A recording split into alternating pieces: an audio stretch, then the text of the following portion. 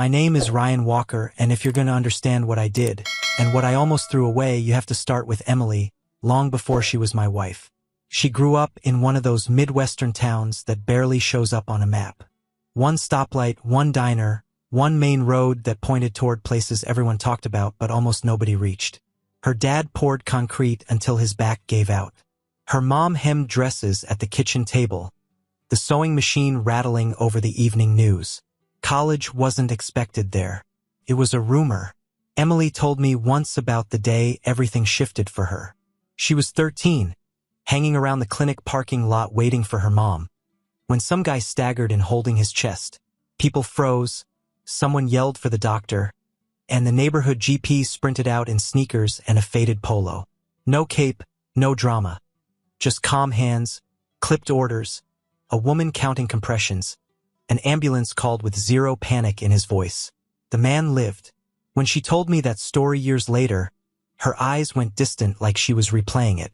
It wasn't magic, she said. He just knew what to do, and everyone listened. For her, that wasn't a cool memory. It branded itself into her head as a job description. From there, her life narrowed into a straight line. No lake trips, no house parties in someone's dad's barn. While other kids drank warm beer in pickup beds, Emily sat at her bedroom desk under a buzzing lamp, hunched over textbooks with sticky notes like battle plans. If she was going to make it out, she'd have to work twice as hard with half the margin for error. That was the math she lived by. When the acceptance letter came from a top medical school, she didn't scream. She just sat on the edge of her bed and cried quiet, tired tears. Later, she told me she wasn't crying because she got in. She was crying because now there was no excuse not to go. Her town threw her a potluck in the church basement. Crockpots, paper plates, people pressing cash into her hand like they were buying a ticket on her future. Old ladies hugged her. Men she barely knew slapped her dad on the back like he'd personally built the ladder she was climbing. It didn't feel like a goodbye, she said. It felt like they were loading every hope they had onto one girl's shoulders and watching to see if she'd break. By the time I met Emily Carter on a campus 3 states away, she was already carrying all of that. I just didn't know it yet. By the time I met her, I was fluent in one language. Numbers. Revenue projections, market gaps, case studies. Feelings were something you managed just enough to keep the machine running. It was a Tuesday, early fall. The kind of day where the campus looked like a brochure. Leaves starting to turn, kids in hoodies pretending they weren't already behind. I just left a business class where we'd spent an hour arguing about whether a terrible idea could be saved with good marketing. I got in line at the campus coffee stand, already drafting an email in my head. The line was brutal. 20 deep, one overworked barista, espresso machine hissing like it was mad at all of us. I made some throwaway comment to the girl in front of me about how we'd probably graduate before we got our drinks. She turned, and that was Emily Carter. She wasn't flashy. Ponytail, tired eyes, sweatshirt with the med school logo, a stack of flashcards in her hand like she didn't trust herself to waste even 10 minutes. But there was this alertness in her face, like she was running triage on her own life. "The coffee has better odds than some of my patients," she said, deadpan. I laughed. "Rough morning. Rough semester," she answered, then slipped one flashcard back, another forward. "Anatomy exam Friday. If I fail, I'll personally be responsible for the downfall of an entire Midwestern town." That got my attention. I told her I was a business major, that my biggest problem this week was a group project where half my team thought deadline was more of a suggestion. She smirked. "So your patients are lazy 20-year-olds? "Exactly," I said. "They're not responding to treatment." The line inched. Our conversation didn't. She told me bits and pieces. Split shifts in the lab, professors who spoke in abbreviations, the constant fear of being the weak link. I told her about startup ideas I scribbled in notebooks, the way I watched markets for fun, how I planned my life 5 years out like a spreadsheet. We were opposites on paper. She was color-coded notes, highlighted lectures, a town's expectations humming in the background. It was easy jokes, big-picture plans, and the kind of lightness you develop when no one back home is betting their future on your shoulders. What I didn't know then was that she envied that lightness. What she didn't know was that I was tired of people who treated ambition like a personality trait. Our nice to meet you could have ended at the register. Instead, we bumped into each other again 2 days later. Same coffee stand, same exhausted barista. I waved my drink at her. See? We survived. She rolled her eyes, but she stepped into my orbit like it was the most natural thing in the world. Quick chats turned into a pattern. Coffee before her labs. Coffee after my classes. Then one day I said, I have a finance quiz. You have a brain that scares me. Want to study? We ended up at a corner table in the library. She spread out her notes with surgical precision. I pretended to review mine while watching the way she underlined key phrases, lips moving just enough to trace the words. It was like watching someone sharpen a blade. Study sessions became a standing thing.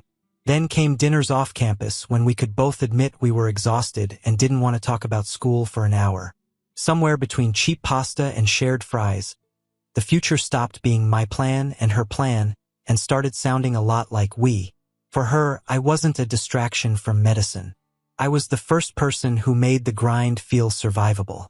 For me, Emily was proof that you could be dead serious about your work without turning into a hard, joyless person. Neither of us said it out loud then, but that's the day our lives hooked into each other and didn't let go. Not yet. Not for a long time. We graduated into a life that, on paper, looked clean and earned. She became Dr. Emily Walker. I was just Ryan at the office, but I was moving fast. Promotions, better titles, meetings where people actually listened when I talked. We had a small wedding that felt bigger than it was. Her parents crying like they just watched her cross the finish line of a 20-year race. My family proud in a quieter, less dramatic way. We weren't rich, but we weren't scrambling. For two kids who'd climbed out of different corners of nowhere, that mattered. Our first apartment was nothing special. Thin walls, questionable plumbing, noisy neighbors. But it was ours.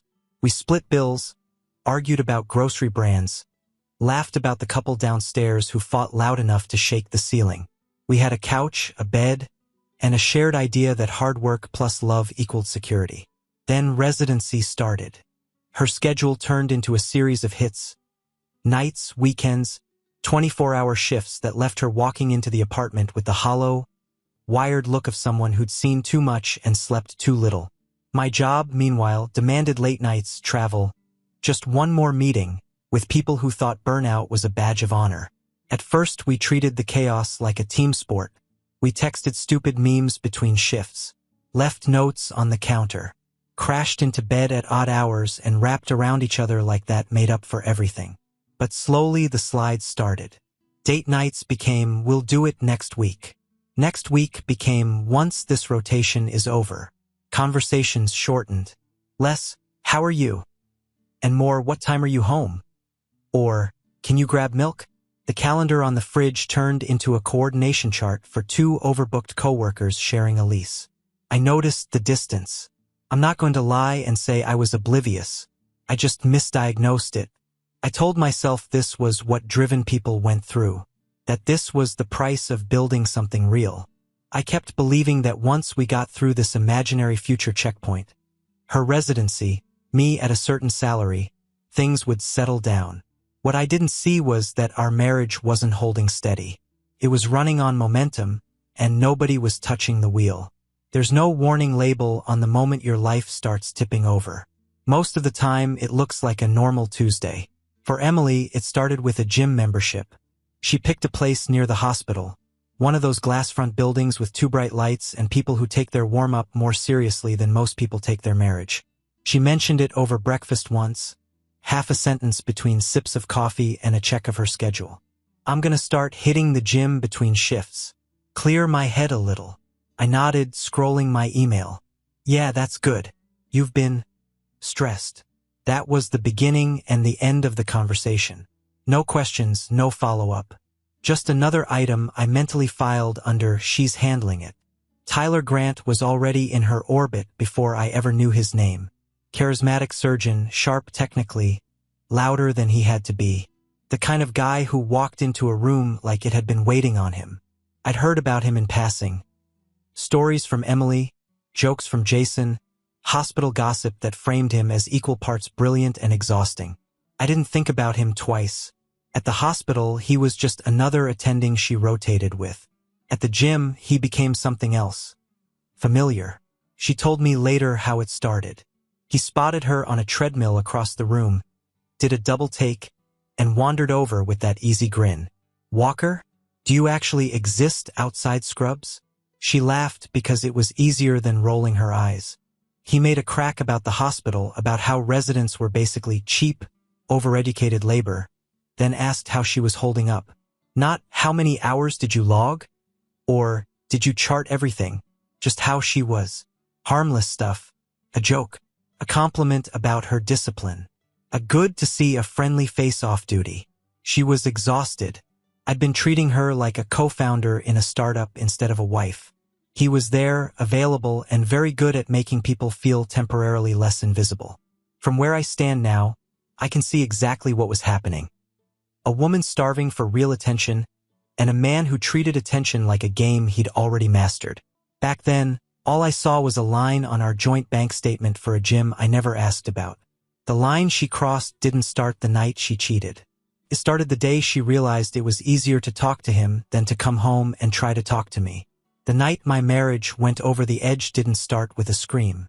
It started with a text. I was at home, laptop open, half watching numbers crawl across a spreadsheet. Emily was finishing a shift that had already run long. She sent the first message. "Emily, hey, can we actually talk tonight? Like really talk?" I glanced at it, hands still on the keyboard. Me swamped. "Maybe tomorrow?" There was a pause. Then, "Emily, it's important, Ryan. I'm tired of feeling like a roommate." That one hit a nerve I didn't want to look at. Instead of asking what she meant, I went defensive. I'm working my ass off for us. I don't have time for drama." I watched the 3 dots appear, disappear, appear again. When her reply came, it was shorter. "Emily, it's not a drama. It's our marriage." I felt cornered, even though I was sitting alone at our own kitchen table. So I did what a lot of men do when they don't want to admit they're scared. They get mean in small, efficient ways. If you're that unhappy, maybe go clear your head at the gym." I knew exactly what I was doing with that line. I was throwing her routine back in her face, making it sound like the problem was hers to manage. A neat little way of saying, "I'm fine. You're the issue." Her answer, "Emily, wow. Got it." Then nothing. I stared at the screen, waiting for more. When it didn't come, I convinced myself I just set a boundary, closed the messages, went back to my laptop, told myself she was being overly emotional and that we'd sort it out when things calmed down. Here's what I know now, from the pieces she gave me later. She finished her shift wound tight and hollow. She read my last message in the locker room, sitting on a bench with her phone in her hand and that ugly fluorescent light washing everything out. She could have gone home. She could have pushed, called, forced the conversation. Instead, she drove to the gym. She walked in angry, tired, and alone in a way I hadn't bothered to see. Tyler was there. Of course, he was already mid-workout, already turned up. He spotted her, waved her over, and asked if she was okay with a tone that sounded like the question I dodged. He cracked jokes, made space for her to talk, let her vent about the fight without ever asking for both sides. Then he laid down the kind of line that walks in wearing concern and leaves wearing something else. "You deserve someone who really sees you, Em." Not a hand on her arm, not some grand gesture. Just that sentence, said to a woman whose husband had basically told her to take her feelings to the treadmill. After the workout, they didn't part ways in the parking lot. She knew what she was doing when she walked toward his car. She knew it when she got in. There's no point pretending otherwise. I won't give you details. I don't need them and I don't want them. It's enough to say that somewhere in this city, while I sat in our bed telling myself she'd picked up an extra chart or a late case, my wife stepped over a line you don't get to step back from. That night, I turned off the light, rolled over in an empty bed, and thought, we'll talk tomorrow. By then, the version of our marriage I believed in didn't exist anymore. The weeks after that night looked normal from the outside. That's the sick part. Emily came home. She showered more, I remember that. Long showers, water running while she sat on the edge of the tub, trying not to look in the mirror. She moved around the house like a ghost on a schedule, cooking sometimes, folding laundry, asking me about my day with a voice that sounded careful. I knew something was off. I told myself it was just the fight, just residency, just everything. We'll be fine. I thought like that was a plan. The truth came at me from a different direction.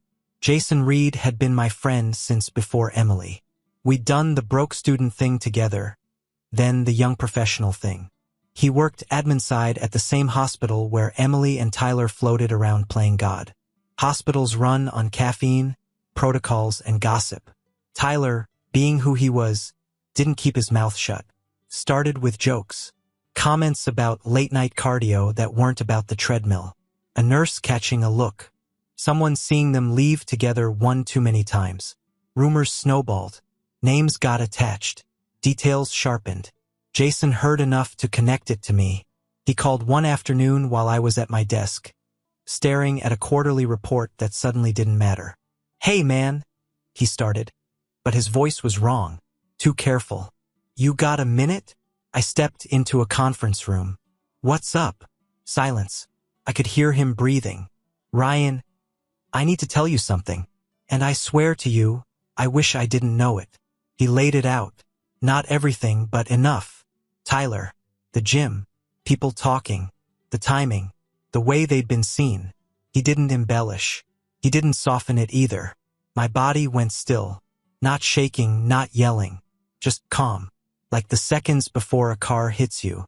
"You sure?" I asked. "I wouldn't be making this call if I wasn't," he said. "I'm your friend first. That's why you're hearing it from me and not from a stranger." We got off the phone. I stood there in that conference room with the lights too bright and the walls too white, and I knew there was only one person who could either fix this or finish it. I called Emily. She picked up on the second ring. "Hey," she said, voice soft, like nothing was wrong. "Did you sleep with him?" I asked. No hello. No lead-in. Just that. Silence.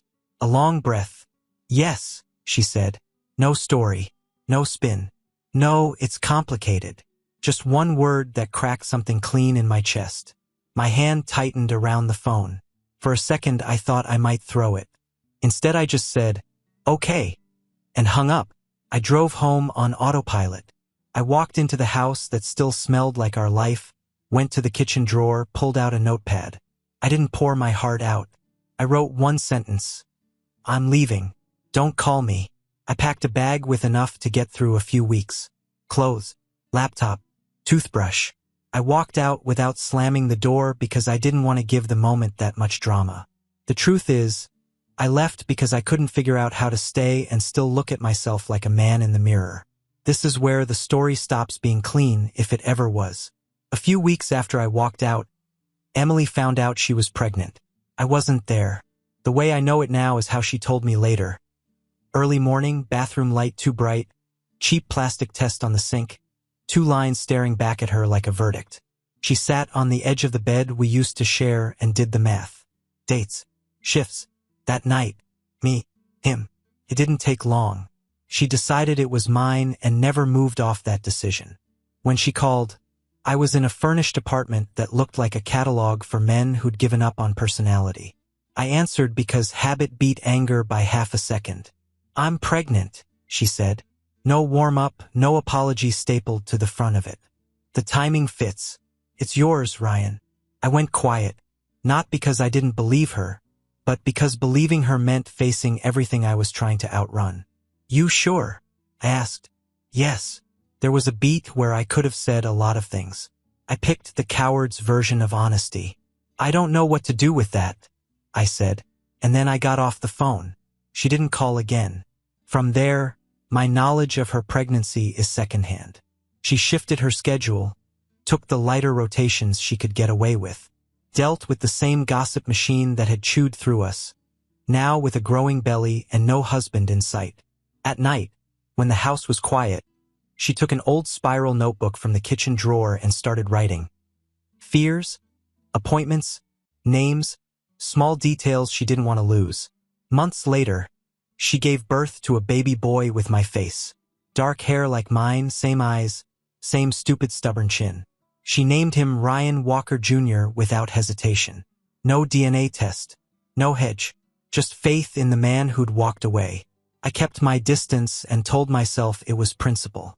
In reality, I went to work, came home, lay in a strange bed, and scrolled through her social media in the dark, watching blurry photos of a life I was too proud and too scared to step back into. 7 months after he was born, I met my son in a dark auditorium full of people pretending not to be bored. There was a medical conference in the city, lectures, panels, the usual parade of slides and acronyms. I almost skipped it. Long week, no real reason to go. Habit 1. I showed up late, slipped in with a small wave of suits and scrubs. The room was dim, projector humming, some specialist droning about outcomes on the stage. I scanned the rows, looking for an empty seat, and then I saw her. Emily sat midway down, hair pulled back, posture relaxed in a way I didn't recognize. There was a baby asleep on her shoulder, small hand fisted in her blouse. She looked older by a year and by a lifetime, like someone who'd stopped waiting for their life to go back to before and just started living with the scar. She turned, eyes tracking the movement, and saw me. That look, there was no drama in it, just a steady acknowledgement. There you are. Here I am. This is where we ended up. My gaze dropped to the kid. You hear people say, "I knew right away." Sounds cheesy until it happens to you. His face was mine. Features softened, miniaturized, but impossible to talk around. My chest locked up, like my body understood before my head could catch up. After the session, people spilled into the hallway in a low roar of chatter. I walked toward her, every step heavier than it should have been. "Emily," I said. She turned fully, adjusting the baby on her hip. I looked at him, really looked. Then I heard myself say, "He's my son." She didn't flinch. "You can see for yourself," she answered, and stepped just enough aside that I could move closer. We met later that week in a small cafe 2 blocks from the hospital. No lawyers, no witnesses. Just coffee going lukewarm between us and a stroller at our feet. "I want a DNA test," I said. "Not because I don't believe you. Because if I do this, I don't want my brain inventing escape hatches later." She held my stare, then nodded once. "Okay, Ryan, let's take away all your excuses." Her calm shook me more than any begging or screaming ever could have. The envelope showed up like any other piece of mail. No dramatic courier, no thunder in the background. Just paper on a table with my name on it and a weight that had nothing to do with its size. I knew what it was before I opened it. Clinic logo in the corner. My signature on the consent form. The numbers I demanded because my pride needed hard data more than my heart needed peace. I tore it open anyway. There it was in black and white. Probability of paternity 99.99%. No wiggle room. No back door. No interpretation. Ryan Walker Jr. was my son. You'd expect some big moment. Dropping to my knees, tears, whatever people put in movies. That's not how it went. My first reaction was a slow, cold wave of course he is, followed by a punch of shame so clean it almost felt like relief. I doubted what I already knew because it was easier than admitting I'd run. I sat there at my cheap apartment table, the same one I'd eaten takeout on alone for months, and stared at that paper until the words blurred. Then I folded it, slid it back in the envelope, and realized I had officially run out of excuses. So I did the one thing left. I went to see my son. The first time I knocked on Emily's door after the results, I felt more like a stranger than a husband. I stood there holding a jumbo pack of diapers because I didn't know what else to bring. Flowers would have been pathetic. Toys felt premature.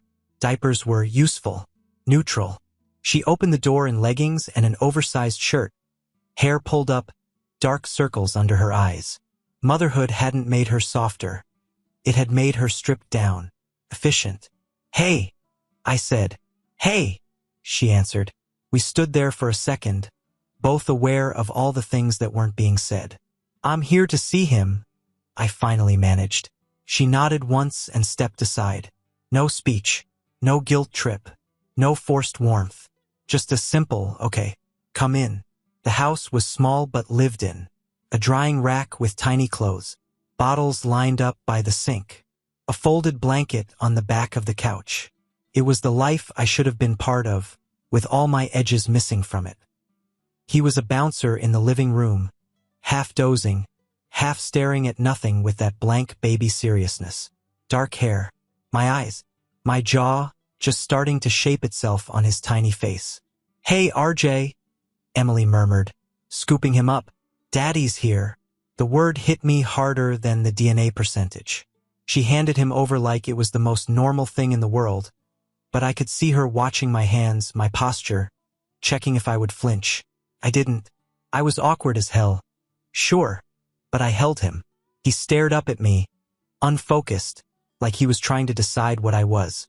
I looked back and thought, you're the one thing in this mess that didn't do anything wrong.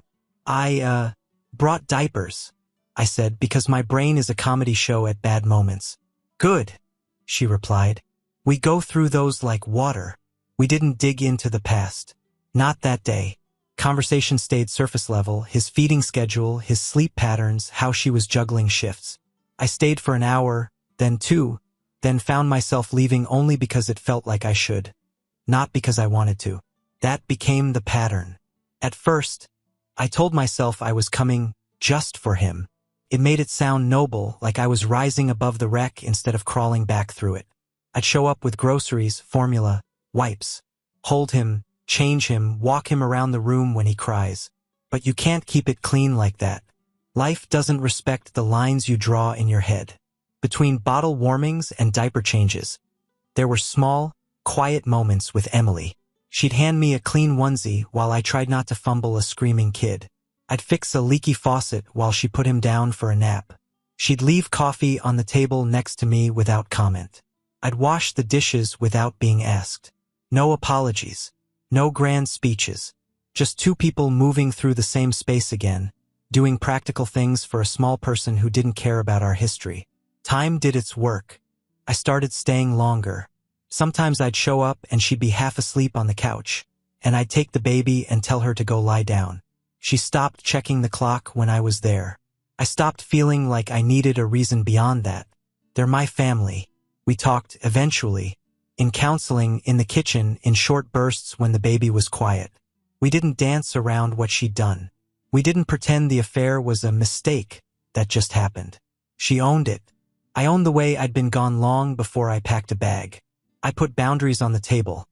Phones open, late nights explained. No second chances if that line got crossed again. She didn't argue. She put her own boundaries down too. About my temper, my tendency to disappear into work when things got hard. I didn't argue either. Rebuilding didn't feel romantic. Felt like rehab. Slow. Awkward. Necessary. One day, my bag wasn't by the door anymore. My clothes were back in the closet. My toothbrush was in the bathroom with hers. We hadn't decided it in a single conversation. We just moved in that direction one small step at a time. On my birthday, she cooked. Nothing dramatic: pasta, garlic bread, a store-bought cake with Dad written in slightly crooked blue icing. RJ was old enough to toddle now, unsteady on his feet but determined, like he had something to prove. After dinner, Emily wiped his hands and slipped a little box into them. "Take this to Daddy," she said. He waddled over, concentrating hard, tongue sticking out a bit like the mission required full effort. He shoved the box into my chest and then yelled something that might have been, "Duh!" Might have been nonsense. It didn't matter. I opened it. Inside was a simple leather keychain. Dark brown, worn-looking even though it was new. One word pressed into the leather: family. No last name. No date. No quote. Just that. I turned it over in my fingers, feeling the weight of it. Keys are commitment. You don't put them on something unless you mean to carry it every day. "That's not the gift," Emily said quietly.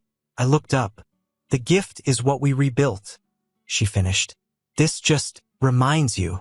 There were a lot of things I could have said. I didn't say any of them. I just nodded once because anything more felt like it would cheapen it. Here's what I know now. Forgiveness didn't erase what happened. It didn't scrub the timeline clean. There are still nights when I look at her and remember the phone call, the word, Yes, the note I left on the counter. But the scar is part of the story now, not the whole thing. So every morning, when I grab my keys and feel that strip of leather in my hand, I get the same reminder. You chose this, not the pain that came free. You chose to stay. You chose to come back. You chose to be a father, a husband, a man who doesn't run when it's easier than rebuilding. And every day I have the same answer. I clip the keys to my belt, kiss my son on the head, nod at my wife, and walk out the door knowing I'll come home. Not because it's perfect, because it's ours.